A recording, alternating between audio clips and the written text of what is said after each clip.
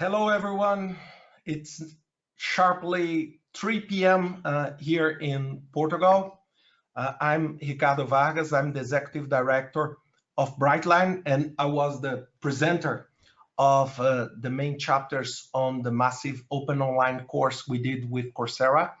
And today we decided to do this presentation to share with you a little bit more about our study on crisis and what is the connection between this, what we call crisis mode, with our ability to get things done. So this is exactly what we are planning. So I'm planning to speak for around, I would say maybe 30 minutes, 25 minutes, and then we'll open for questions. Okay, so you can take your questions and we'll try to do our best to answer them and to address them. And this event is only for the students of the course, as something that we really want to add as an additional item for those who attended or are doing the course right now. So I want to start and share with you this title slide. And of course, you see the title, but in the back, you see something that is quite unusual when I talk about crisis. So for those who did not perceive what is that, this is a virus, and more specifically, the Ebola virus. And you may ask me why Ricardo is starting presenting the Ebola virus. So the Ebola virus is on the center of what drove us to build this study. So let's go back to 2014. The last major outbreak of Ebola in Western Africa killed around 28,000 people. And one of the critical points we saw during that massive crisis is what we can do to stop that massive destruction that the Ebola virus could create to the world. Then I go to North America, to more sharply the city of Princeton in New Jersey, where is the headquarters of Bristol Myers Squibb, one of the members and the coalition members of Brightline. On that moment during the Ebola crisis, a group of people inside Bristol Myers Squibb, researchers, scientists, they got together and said, we must do something different. We must try to sort this out. We must see how we can do, how we can leverage, how we can learn from that. But the difference is that that seed was not placed formally to the normal channels of a large company. No, it was more on the desire of people to help. So something triggered that sense of heavy collaboration, that sense of we need to get this done. So this is exactly what drove, because when the senior vice president from BMS told us that, we said we need to understand what a crisis brings, that suddenly silos are completely irrelevant. People's own interests become pointless, and people just get things done and they move in a pace that they would never do in normal conditions. So this drives me to the definition of what is a crisis. A crisis is a critical event or a point of decision. If you are not able to handle it in an appropriate and timely manner, or if you just don't handle it, it may turn into a disaster, a catastrophic result.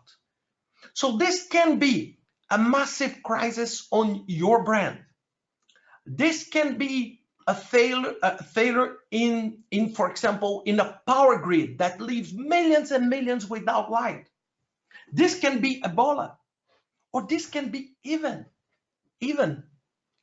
a terrorist attack like September 11 in New York. So let me tell you my personal view on that. So I'm Brazilian, but I'm very used to go to New York. So I go extremely often. And New York is a city that is not for everybody. It's a city that sometimes quite hard. You know, people tend to be, I would say, more aggressive, more, fast paced, and I take care of my life, you take care of yours. But on that day, a tragedy immediately changed this behavior in a complete different way. So people just said, what do I have in my fridge? Let's bring a stranger to my house to take a shower. So this sense of massive solidarity arise in one of the most cosmopolitan cities. So I'm not, of course, it's not the reason for this research to reinforce a statement that, okay, so we need to have a tragedy to move. But the sense of this research is what we can learn from this crisis mode to benefit collaboration, to benefit teamwork without the pain of the crisis. This is why we call this leading from crisis. So how do we transform an organization on that? And what we can see today, that we are facing our organizations moments of crisis on the top of crisis. So very challenging that you need to take an action. Otherwise, you lose market share, you lose revenue, you lose employees. So we did that with Quartz last year. So this, I will send you the link. This is absolutely free. You can download. So we try to understand. So we create some questions, trying to understand better what is the reason on that. So basically what we did, we got 1,200 people plus 18 expert interviews. So we splitted the group as widely as we could. 52% in C-suites, around 69% on private sector, 26% on government, and 5% on nonprofit. So we tried to be sector agnostic and geographically dispersed, trying to understand, because maybe people can see the concept of crisis in different way. So how do we do that? So right now, I want just to start our discussion with our first pool. I have two pools to check with you, because I will show you in the next slide some results. But I want just basically to ask you, has a crisis situation pushed your current organization to perform in a way it couldn't before? So did you have in the history of your work a situation that you faced such a big challenge that you had to just reinvent yourself? So I'll give you 20 seconds just to get to that before I show you some results. So look, right now we have 78% said yes, 22% said no. So right now, let me show you some examples. So take a look, 93% agreed that when they face a crisis, they change the standard operating procedures. So when you have a crisis, you change your normal behavior, your procedures, the way you do things. Let me give you an example. So when you have a crisis, I had the opportunity to work 4.5 years at the United Nations, leading some of the project implementation and on infrastructure and project management. So basically, when you face a crisis, sometimes your natural procedures just do not work. They do not behave in a way that they can respond. For example, when you have a massive humanitarian crisis coming from a hurricane, or a major crisis, for example, when there is an economic conflict, for example, on taxes and this, and you are on the middle of this.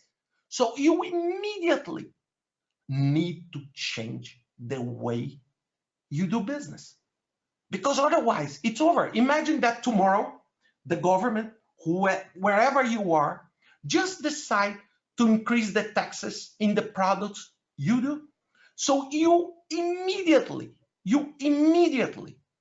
need to act and change, because if you don't perceive that quickly and don't change, you are not able to respond. You are not able to respond in a timely and effective way.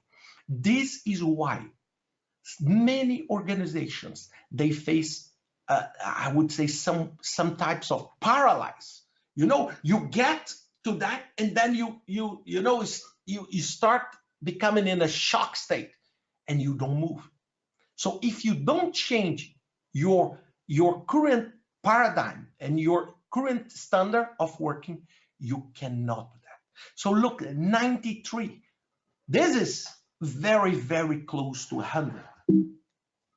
So let me show you some of the findings on that. So when we did the research, we tried to understand, okay, when you are facing this kind of challenges, what should you do? What is this new behavior or this new standard? First one, focus on what matters. So what do I mean by that? It's, please reduce everything and focus on what really, really delivers the immediate value on that. So many times, for example, when your organization is facing transformation because, for example, you are an incumbent and you are being attacked by different products, different services from different companies. So many times, what you need to do, you need to lift, to let it go things and focus on what is the core.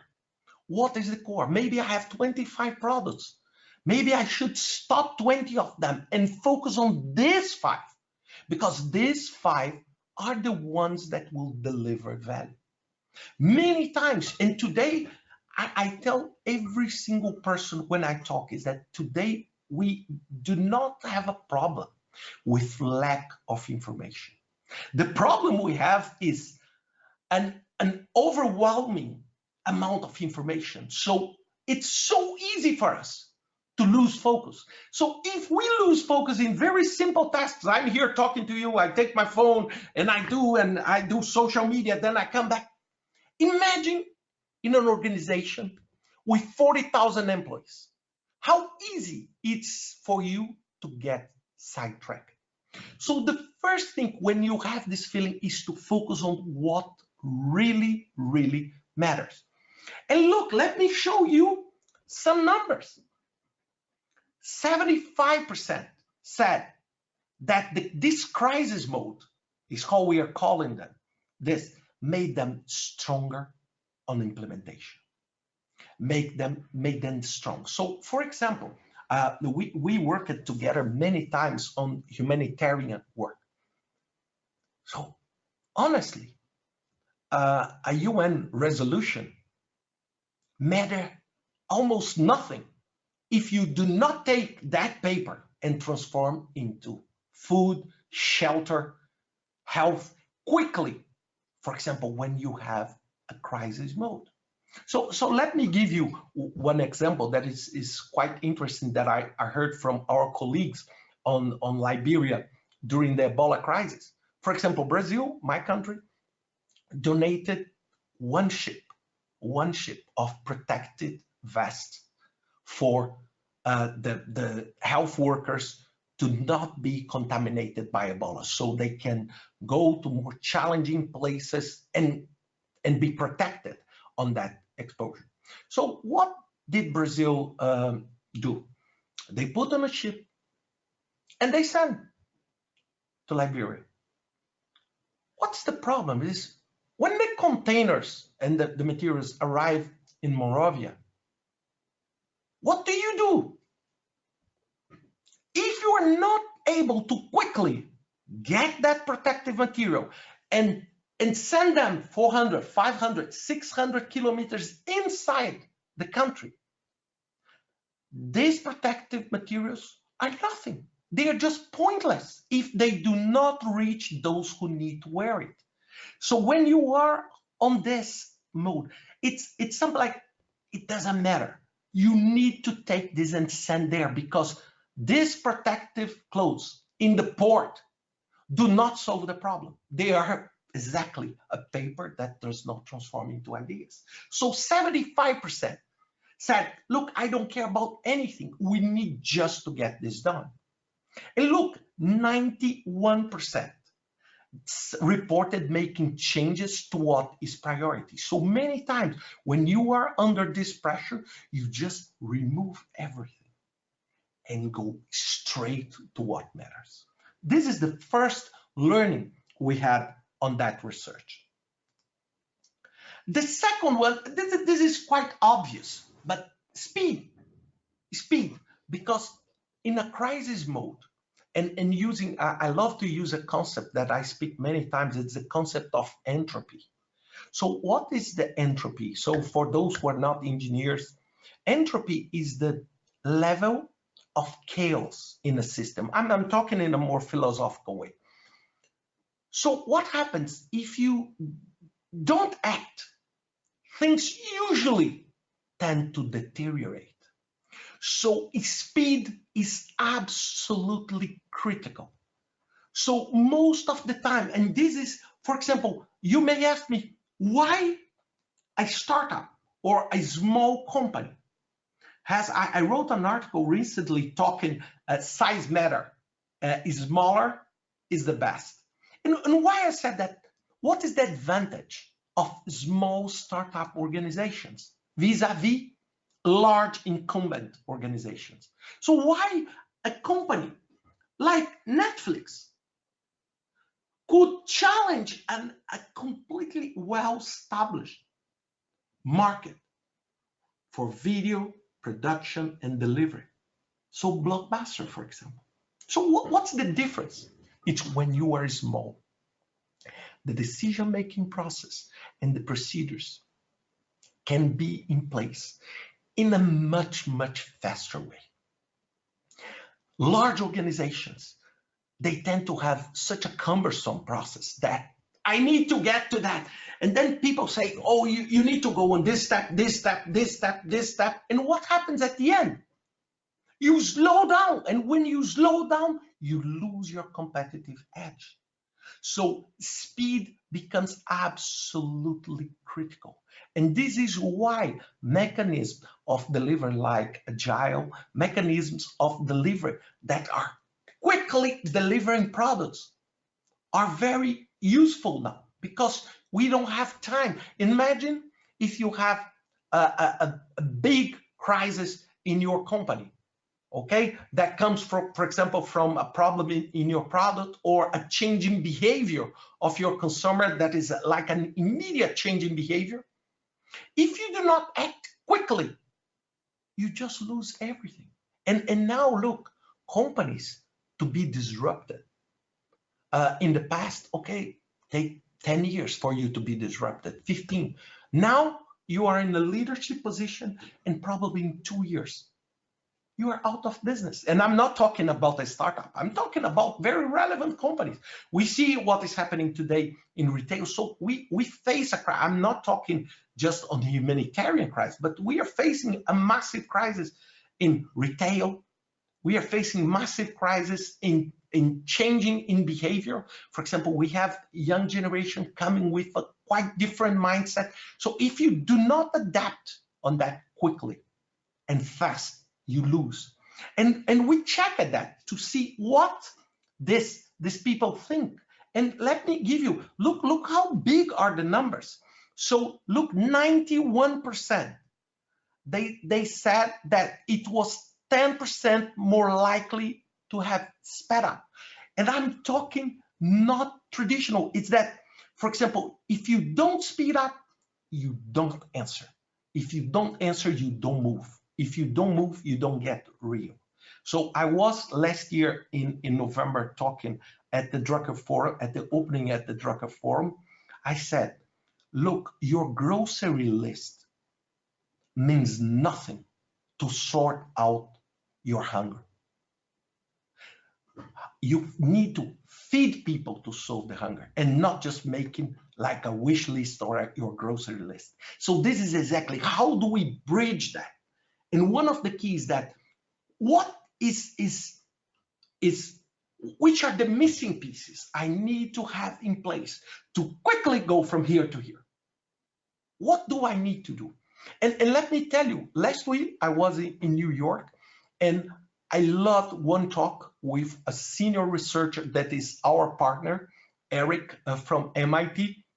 And we were talking about some of the technical and academic processes. I'm saying to publish papers and this. And I said, Eric, it's incredible for you, for example, to come from an idea and publish a paper. I'm talking in normal conditions, using peer review. It takes you 7, 8 months, 1 year. I say, look, sometimes in 1 year, it's over. And do you know what was his answer to me? He said, Ricardo, this is a perfect example of a process that is very close to be disrupted. Let me tell you, people are disrupting things that are not slow. People are not disrupting things that are running at a fast pace. People are targeting exactly, oh, look, this is a cumbersome and slow process. If I can find a platform that can sort this out using digital or making transformation, they will just change completely and make a lot of organizations just irrelevant. Look what is happening with the newspaper. I'm talking traditional newspaper. I'm talking people are still hungry for news, but not necessarily a piece of paper called newspaper. So look how the business model is changing. The third one, this looks obvious, but let me tell you, this is, I'll be in India next month talking to a very large HR conference. We love talk about people, but we don't walk the talk. We love to talk, oh, people are our most important resource. We need to work with people. People is our biggest asset. And then at the end of the day, you continue treating them like just a very disposal element of your business. Let me tell you, if you don't empower people, it will happen 2 basic things. If you do not allow them to think by themselves and to see the best way to contribute, they will wait for a formal chain of command that is not rapid enough.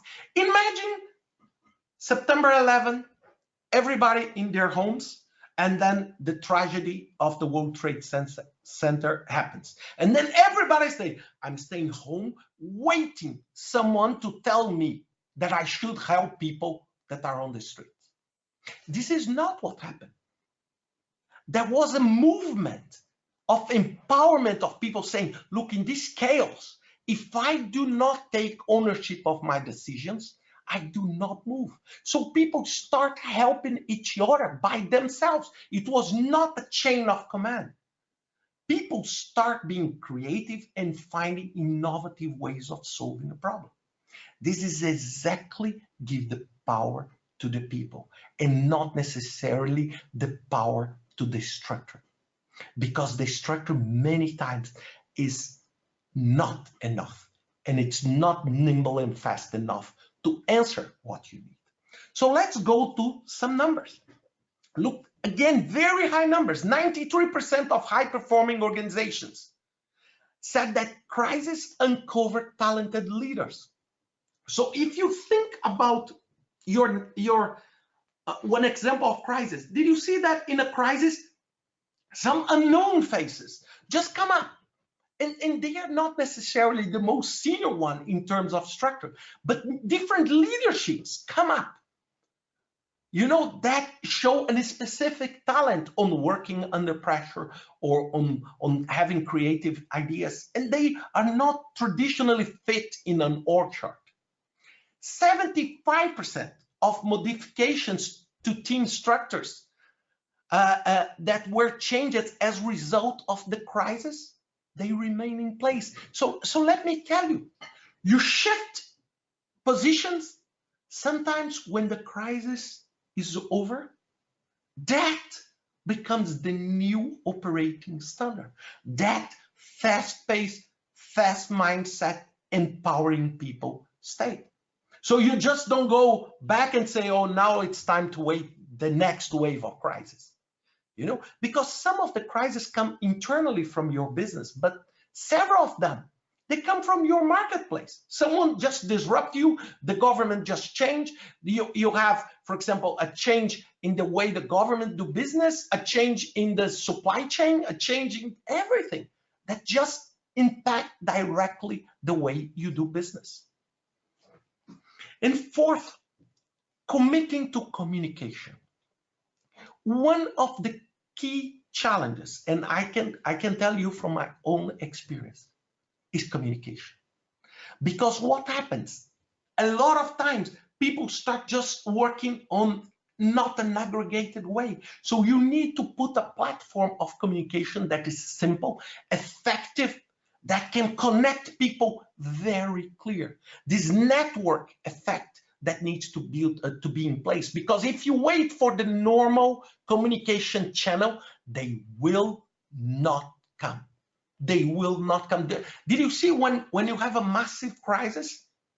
Many times the social media, many times these kind of are the first ones to start releasing information.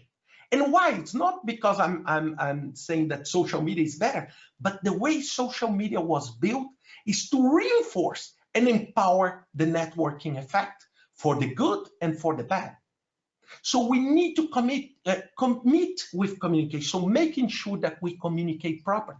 So look, 71%, they agreed that clear understanding of the priorities renew the sense of direction, because many times when we have your company has a massive crisis, if one of you on the audience is facing a crisis, what you may say and say, I don't feel I know what is the direction we are taking.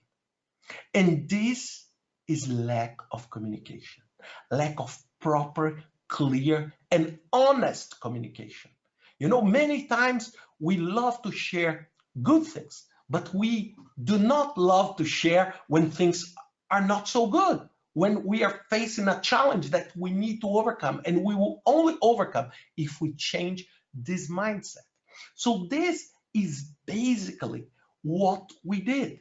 So basically what we did was to try to reinforce and go deeper in some of these values. Look, these 4 items I shared with you, they are quite obvious, right? But do you know what I learned? It's very obvious to read. It's very obvious to talk, but not very obvious to apply. You say, I need to empower people. But go, empower people. Then you say, no, it's not so easy because it's changing the power dynamics. And that's life. We are all human beings and we all face this. So a crisis comes like crushing that sense of belief, because, when a crisis hits, you say, my power means nothing. If I don't solve this problem, there is no future for me and for anyone. This company is over. So this is exactly the mindset we want here. And now I want to release my second pool, a quick pool. If you can put the pool live for me. So what did a crisis force the organization to change? Okay, so I want you to take a look on these 4 options. And I want you to tell me, what do you think, based on your experience, that will help you to see? So it's speed, increase the speed of existing process, empower teams, prioritize your initiatives, improve communication. So what do you believe? So let me give you 10 more seconds here.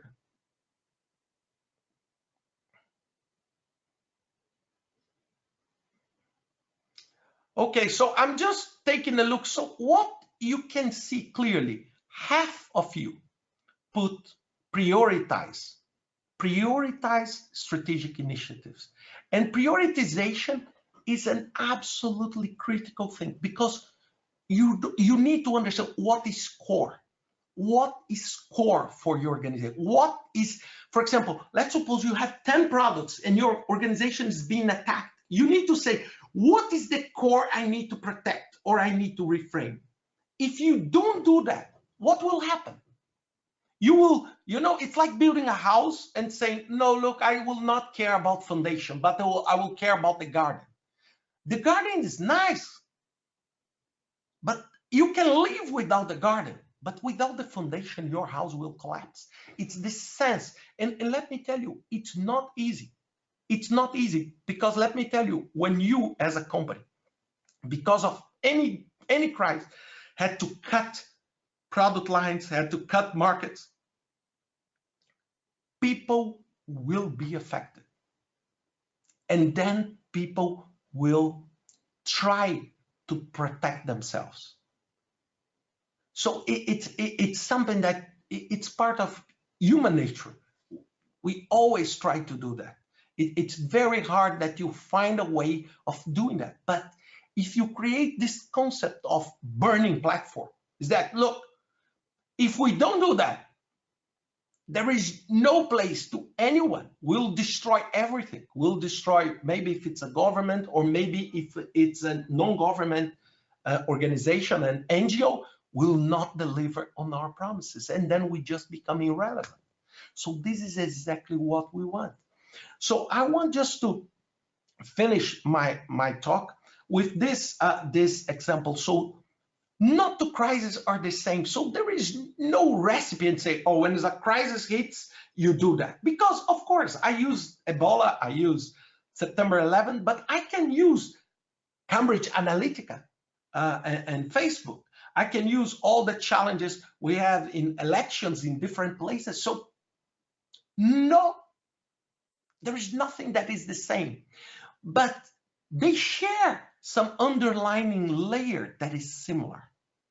And every single crisis, you always learn something new to your bag of experience, because part of what makes a crisis difficult, it's this uniqueness of the crisis. Let me tell you, many people ask me, for example, why in 2012 I left an absolutely for-profit business working on capital investments to go to the UN. Of course, despite of my own interest on doing something different, one of the key things I wanted is how is to operate in an environment that profit is not relevant. How is to operate in an environment that if you fail, people die? People die. How is that? How is that? And this brings you a different perspective on how you do things, how you deliver, your mindset, your sense of urgency.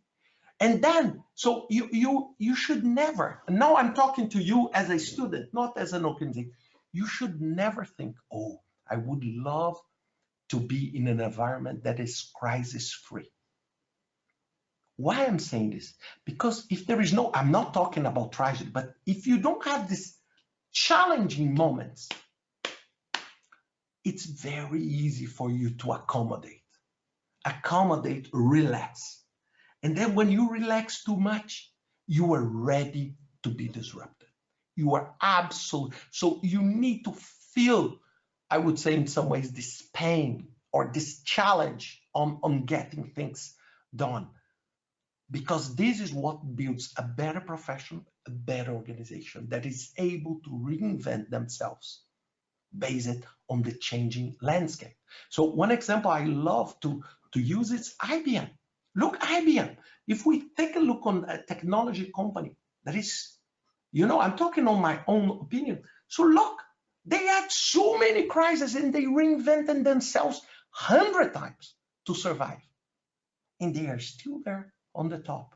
So it's not easy, but it's a changing mindset that we need to have in place. So now just before we go, we have a question area. So if you have any question or any comment, we'll be more than happy to answer. So this report, the full report with the full data, is at brightline.org. It's absolutely free. You are more than welcome to download, share, use it. And right now, I want to invite two colleagues to join me on this section. It's Edivandro Conforto that is speaking right now from Brazil, and he is the head of strategic research. So he is the one working directly with Quartz on this research. So he's able to answer if you have any question about the questions we asked. And I want also to invite Tairu Hassan, the Director of Operations of Brightline, also to join us and on this talk. And he is the responsible for all operations on Brightline. So we three, we were behind the course you are attending or you attended. Okay, so we shaped the case studies and this. So we are more than happy to answer questions and to be with you. Okay. Thank you so much, Ricardo, for having us here. Thank you. Yeah. Hello, Eddie. Hello, Tairu. How are you both? Yeah, I'm here. Can you hear me? Yes, I can hear you. Perfect. So Okay. thank you, Ricardo. I think we have one question here that I think we can start with: how to deal with the tension between follow-up process and flow works versus doing and acting for a given situation now due to the lack of coordination among the areas. I think this is a very interesting question. And when you talk about crisis mode, the research I was leading with Quartz, I was responsible for coordination of this research globally. And we understood that for most of the teams, what is really useful is to find the elements that are common in terms of culture and behavior. And for the leaders, what is really important to have is a very high level alignment between what are the targets, the goals of the chain or change that they need to address, or the risks or whatever issues they are dealing with in the crisis situation. So the alignment needs to be well communicated and aligned and transparent between everyone involved in that situation. And plus, leaders need to give autonomy for the team members to work in an agile behavior and an agile mindset. So the teams, the people, the individuals work on the situation, they need to be able to make decisions on the fly on a daily basis or every minute, because they are the ones that has the context that some of the leaders will not have in that situation, because everything's happening so quickly, so intense, that probably leaders will not be capable to help the teams to make some sort of decisions. Of course, you need to decentralize and centralize some of the decisions. I think it's important to understand that long-lasting decisions must be strategic and made by leaders. But those questions or those decisions that are on the context based on a day-to-day situation at the team level, you need to give autonomy for the teams to make their decisions and work the best way they can.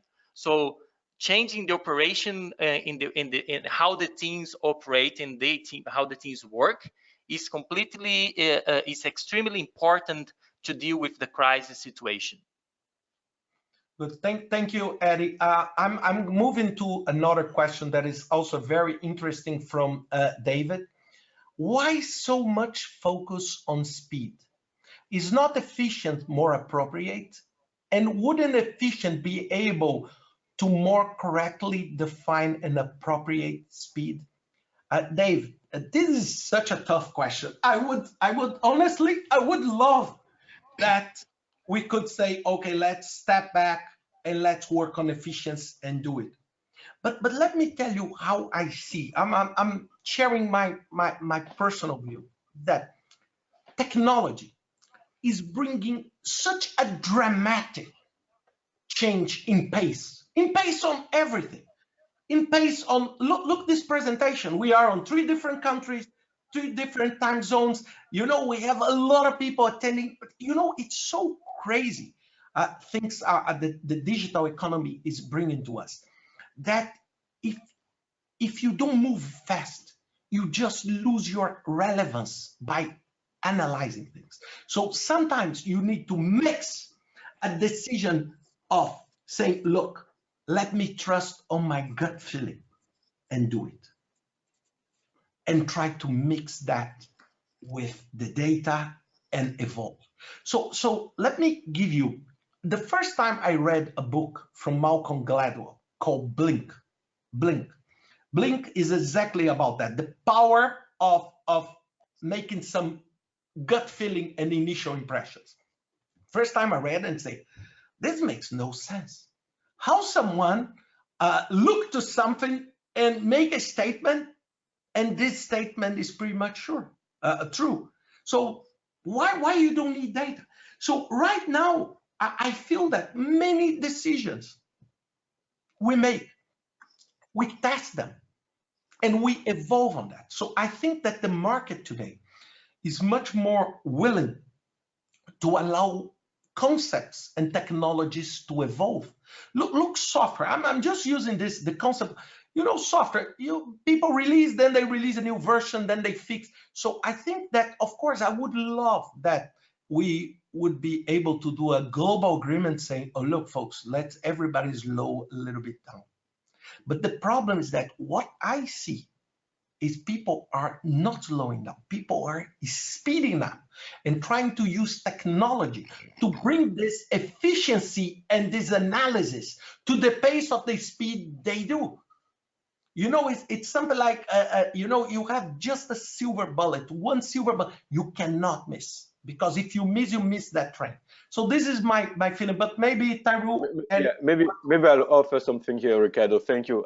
And I'll try basically, David, maybe not to oppose speed and efficiency, because sometimes when the issue happen or the situation happen, you trying something, because you may face situation where people will say, okay, let's wait for the perfect situation to make the decision, or let's wait to have everything dotted so that we have a most efficient way of moving forward. The challenge is time is not there, right? So the challenge is you need to move so that at least you are trying something in an effort to resolve the issues that you're facing. And of course, if it's not the right remedy, if it's not the right solution, you'll be learning from it and you can adapt and then move forward. Otherwise, when you're looking for the perfect situation, what might happen, or when you're looking for getting the most efficient scenario, what might happen at the end of the day is you may no longer be. So the organization will disappear altogether. But as you're moving fast, it's important also to earn and get your team, your employees with you. Them understanding that the movement that you're taking, that speed that you're adopting is still with the right fit.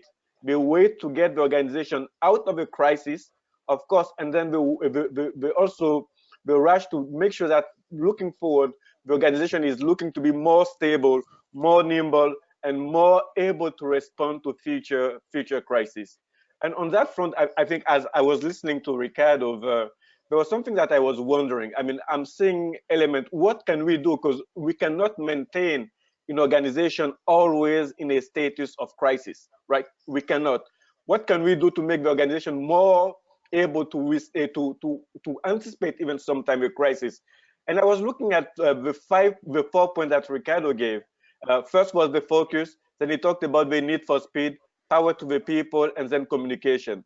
Then I went back to focus, and I see that the guiding principle that was covered in the MOOC also is talking as guiding principle 5 about focus. Then I look at the need for speed, and then I look at guiding principle 7. It talks also about the need to demonstrate bias toward decision making.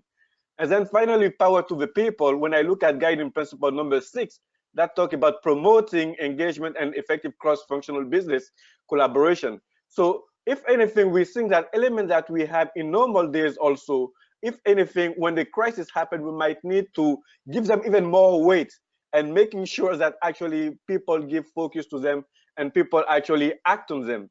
Of course, the dream is that all these things that is being said is not just word, as Ricardo said, it's not just a recipe, but it is actually something that the organization can act on and make sure that they're there to survive for a long time. Yeah, no, that's perfect, Tyrell. And just building on your answer, I want just to go to Syed Ahmad Nassim question. He said, how to execute your strategy in disruption? So let me give you one thing. How do I translate these 4 items that are part of the guiding principles into action? Let me give you an example, okay?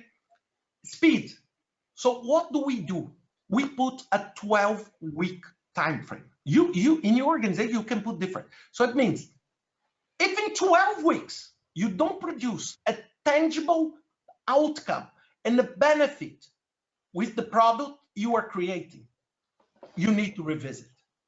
Because this is for us, okay? I'm talking on Brightline, but your company may be different. But for example, let's suppose Eddie comes to me and say, Ricardo, we want to do something. If this is not able to deliver benefits to you that are watching this webinar in 12 weeks, it's very hard to move forward.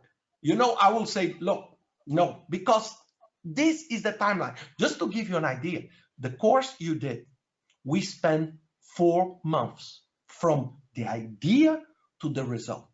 Because if you lose the pace, you don't get to where you want. So this is one example, because disruption is happening on everything. And Brightline, one of the aims we want is to disrupt. What we want is to make you all that are watching change, because this will benefit the society and will reduce the waste we have. So this is an example. And keeping focus, we meet every month, and every month we talk. Is this still relevant? Should we continue doing that? Or this is just, the word that Tyrone loves most is distractor. Ricardo, this is a distractor. I'm not saying this is irrelevant, but this is just getting our energy and losing the focus on the benefit. So this is exactly the pace. Power to people. So we 3 that you see here on the screen, but we have wonderful people on our team that are empowered to do what they need to do. If it's a research, if it's to change something. So we empower people to do that, because I cannot manage every single aspect. And of course, let me go back on David's comment on speed. Of course, sometimes we do things that are not 100% perfect. And if we do that, I just say, sorry, I apologize, we'll fix and do it. But when you of course there are failures and failures, but the problem is the good intention and the good faith when you move to speed and in a positive environment, not feeling that if people do something wrong, they should be punished, because this is the old model. Because for example, let me give you an advice, just for you, out of curiosity. I was talking to my daughter recently. She's an undergrad in London in mechanical engineer, and she was doing an interview. And I said, and then I was doing something like a dry run, asking questions. And do you know what was my first question? I said, what is your biggest failure? And then she looked at me and, oh, that. Because she was only prepared to say the good things. And I said, look, if you're prepared to only handle the good things, you're not able to work, because we only have job, we only have work, we only have companies, because we have companies that solve people's problems. You want to have entertainment, you don't want to leave your home, then I create Netflix for you. And these companies, they solve basic human needs that are changing over time. So if you're not willing to accept that, you will be disrupted easily, easily. So this is just something for us to think on that, okay? So let me go to another question here. Eddie, do you want to take one? Yeah, I have an interesting question here from James. So I think it would be nice for us to discuss. Our crisis was created by our board member and then magnified by the media. Our focus was shifted to damage control instead of dealing with the real issue. How can we manage this crisis when we don't have completed control of the message being communicated? So let me start giving some ideas about this. When we worked with Quartz on this research, the first thing we identified is clear communication, no hidden agenda. Because if you're dealing with a crisis that threatens the company, the entire company, you're going to lose your job. Your boss is going to lose your job. The boss of boss is going to lose your job. Everyone is going to be in a very bad position. So the first thing the leaders must be accountable and responsible for is to completely transparent communication. I can give you so many examples, and one example that I remind myself all the time is the Tylenol case that back in the 80s was a major public issue because all the issues they had, the death they have with a problem in some of their batches. What they did was, instead of hiding the facts or the evidence, they actually went completely public and transparency, including the media, the general public, and their own organization, to make clear what was going on and what should be the correct actions and the correct remedies to take. And because they were so transparent, the company was able to recover themselves from that situation, and actually managed to be very efficient in the leadership and in transition between those changes. And the teams, all people involved, were very well aligned and communicated, and with the empowerment and need to take the actions they need to take at that time.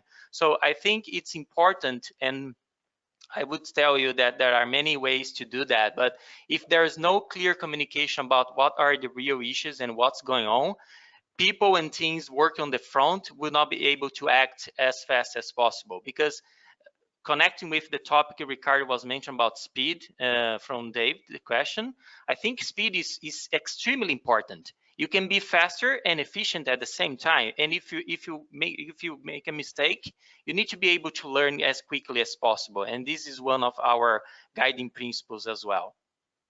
Yeah, I want just to add one thing. Nothing is more relevant than the truth. If you go on a crisis mode and assume, look, we have a burning platform, we have a problem, but every time you try to hide that, you just increase the challenges, because then the media, the public opinion start feeling that you are not being honest. But if you are brutally honest, it's easy for you to handle, because you don't need, you are just handling with facts. And if you did a mistake, you say, sorry, I did a mistake. Okay? But it's much better than just hide that. Tyro, you want to say something? Yeah, maybe I'll add two things there. I mean, I hear often they say that goes like, if you're digging, if you're in crisis, if you're digging, the first thing you do is to stop digging. So working your way outside of a crisis. And the second piece that I will note, and that's just personal, it doesn't engage Brightline, it's my own opinion here. And we experienced, or we faced, or we saw a recent crisis. And I love planes, okay? I love planes, be it Airbus, Boeing, and all these type of planes. I'm a fan of flights. And we saw the challenge that happened with the Boeing 737 MAX.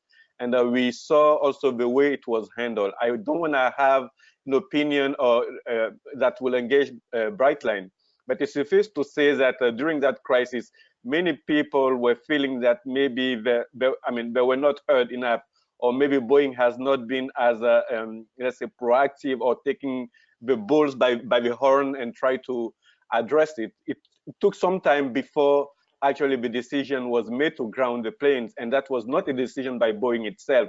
And I mean, of course, historically, you look at a company that prides itself for security, but in this specific situation, it seemed like things were not the typical way of addressing the challenge, because we often say that security is paramount. So customers, of course, are the key here. And it was quite surprising or interesting to see that grounding the planes was not the thing that was first thought of. But that's, again, my own personal opinion on this. Thank you, Tyro. I want, we have a couple of minutes left. I'm trying to get to as many questions as I can. So do you guys have been working on some assessment tool to understand what level of culture in the organization? Right now, we are working on something, but before that, we are working on the framework on that. And you will hear from that very soon, Eduardo. So Just keep in touch and you will see this, I would say, very soon. And every time I tell you very soon, you think that is in the upcoming months and not upcoming years, okay? And maybe Ricardo, on that one, you can even mention two things that we released recently, the People Manifesto, where in one of the tenets that we have in the People Manifesto, we say that a culture is never built, meaning that culture is emergent.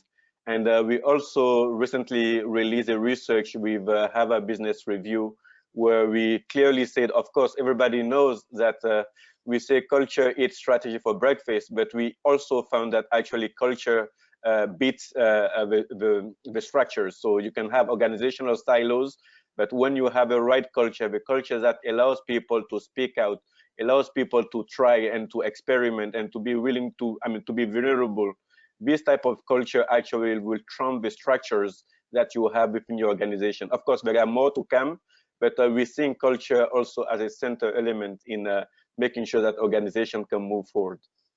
Yeah, that's perfect. I just want to take one quick and another one. Syed said again, what if your gut feeling result wrong?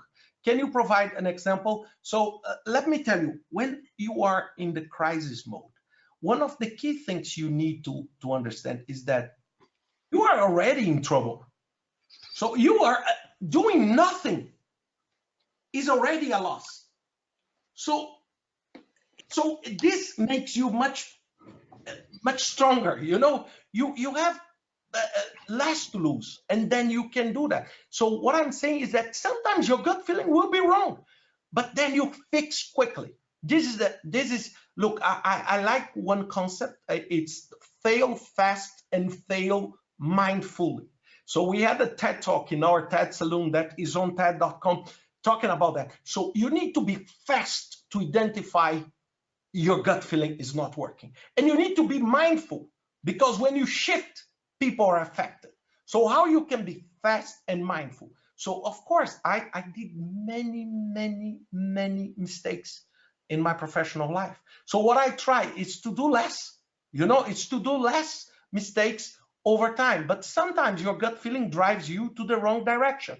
But then you may say, oh, so it's better do nothing. But do nothing. You are already on the path to do things wrong. So on negotiation, I use this a lot. So why it's so challenging today? I'm not okay. I'm an expert on negotiation, but not an expert on terrorism. But what is the challenge? And one of the assumptions that in the past were valid and are not valid anymore is, what is your most precious asset? Is your life. So I put a gun and say, stop, or I will shoot you, right? So because you will say, I will stop because my biggest asset is my own life. But when you are willing to die, what does a gun mean? A gun is completely ineffective because you don't care. You just go and do the way you want. So look how, and this is why it's so challenging to combat terrorism, because this is the mindset. So someone takes a car and is willing to be killed to do that and not to preserve life. So this is and this is why it's changing dramatically all the landscape on that. So I'm using this just as an example, as you mentioned, but just for us to think on that. I just want to take a last on it from Marilyn. You say application is important. How do you translate knowledge, strategy, goals, target into application steps? Does anyone want to go first? Yeah, let me start with. I think it's there's no secret on how you make things happen and how you start with. You need to start trying. I mean, if you keep it planning, you're gonna build a beautiful plan, but the plan on a paper doesn't mean anything. I know a lot of startups, a lot of people with very nice, great, mindful ideas. If you don't take the first step, even if you're not completely right about it, it's not going to happen. Nothing is going to happen, and probably you're not going to learn anything else. So the journey sometimes is more important than the outcome. So you need to understand, if you have an idea, if you have a knowledge, if you have a problem in your organization, you need to take the first step and then learn and build on it. I'll second Eddie here by going back to maybe the two first guiding principles. I mean, starting with the first one, where we say strategy design is as important as strategy delivery. And the second one, where we say that we are accountable for the strategy that we design. So the person is accountable for the strategy that he or she has designed. In these two pieces, of course, it may sound theory, it may sound cliche, but at the end of the day, when you commit to something, the action needs to follow to make it happen.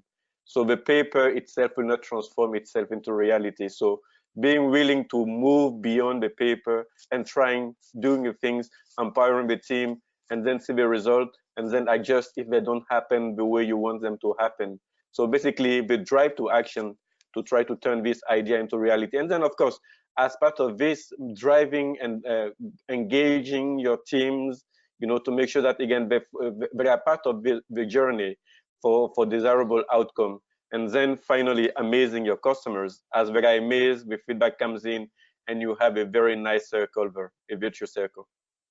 And one thing, you need to create incentives for the application. So if you want to translate from paper to reality, you need to create incentives to people and to the organization to follow.